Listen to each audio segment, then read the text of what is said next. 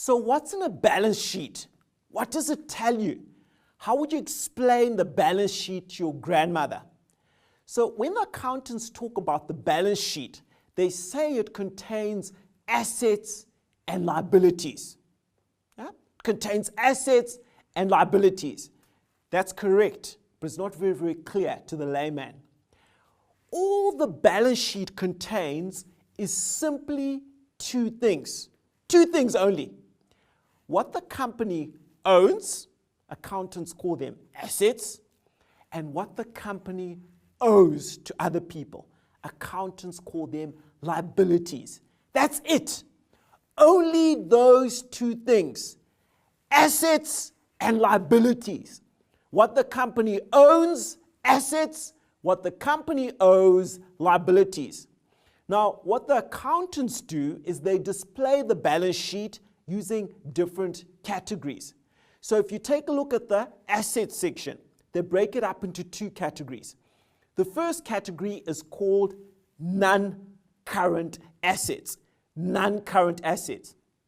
This category reflects all the assets, all the things that the company owns that are going to last for more than a year or more than 12 months. That's why they are called non-current.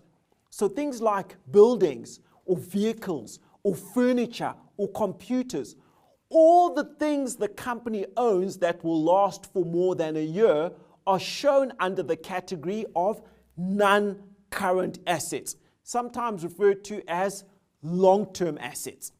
Now below this is another category called current assets. Still assets, but this time current assets.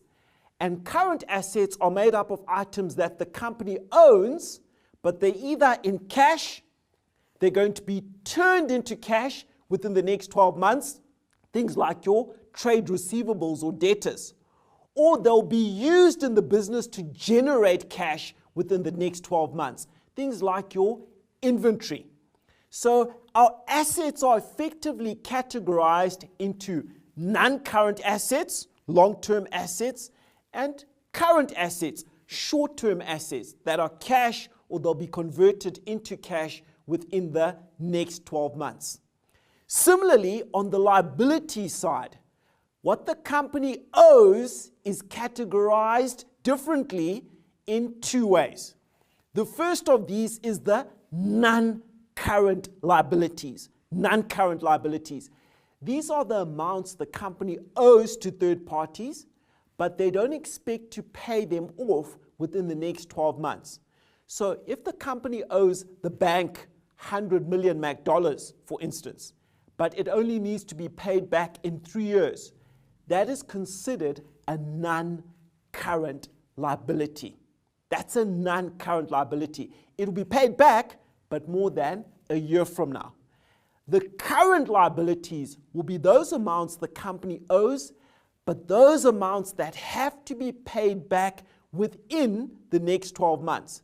So it will include, for example, amounts owed to suppliers in the form of trade payables, outstanding amounts on any rentals or salaries, etc., etc., and so forth. So the balance sheet is only reflecting what the company owns and what the company owes. And it does this by categorizing the assets as non-current or long-term and current as short-term, and the liabilities as non-current, long-term, and current, short-term amounts that are owed. So what's the difference between the balance sheet and the statement of financial position? Nothing, nothing, nothing.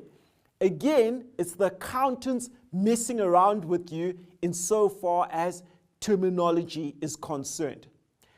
Just a final point I want to make on the balance sheet. It's compiled on what we call the accrual basis of accounting. So it reflects all the assets and all the liabilities, but it's at a specific point in time. So every balance sheet you see is going to be entitled ABC Limited, balance sheet as at the 31st of December 2025. not the 30th of December 2025, not the 1st of January 2026. The balance sheet is at a specific point in time. All the assets, all the liabilities at a specific point in time.